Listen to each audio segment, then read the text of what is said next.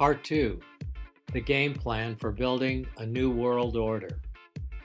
Since the 1944 Bretton Woods Agreement, which established the dollar as the world's reserve currency, and the U.S. was made the de facto world policeman, Americans have enjoyed economic dominance because, in order to buy energy, the world needed to purchase dollars from our Federal Reserve.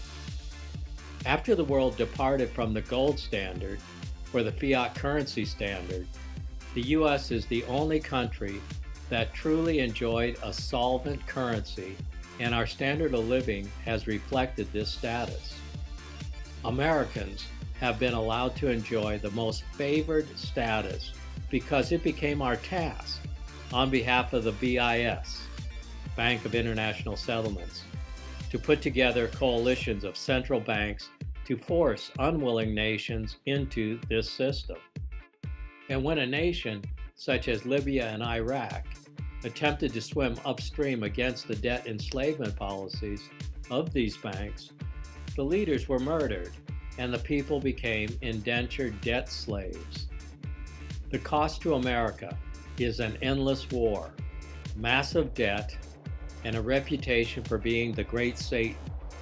Virtually all nations have succumbed to this tyranny, with two notable exceptions, Russia and China. To a lesser extent, India has also become problematic for the BIS, since they have joined Russia and China in using national currency and/or gold to conduct trade amongst each other rather than using the required dollar.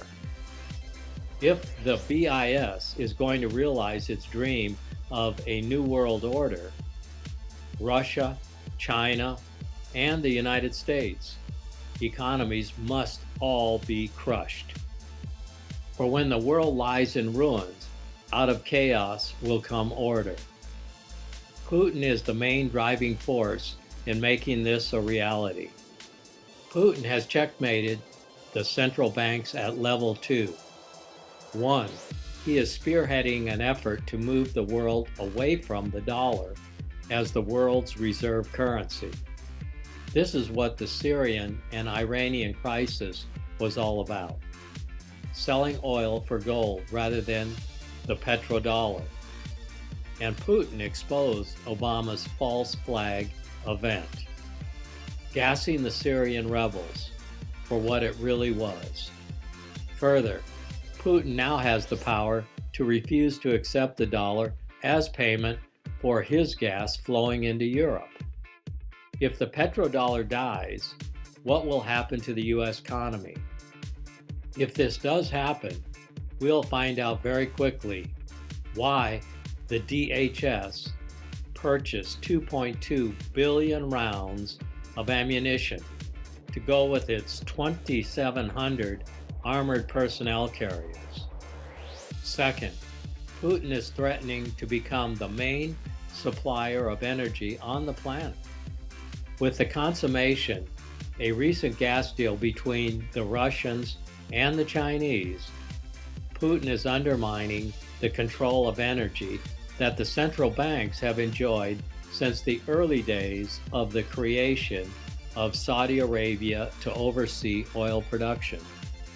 Putin is spitting in the face of the Federal Reserve and the other G7 central banks by encouraging Iran to sell its oil for gold. This is turning international finance on its head. Putin also has enough of a military presence, along with his nuclear weapons, to stave off a direct conventional invasion of his country. Putin has positioned himself to control the energy needs of Europe, as the Europeans will be forced to choose between heating their homes or remaining a military ally of the USA. This will eventually lead to a disintegration of NATO, thus enhancing Putin's military power by comparison. The end of part 2 of 3 parts. Look for part 3.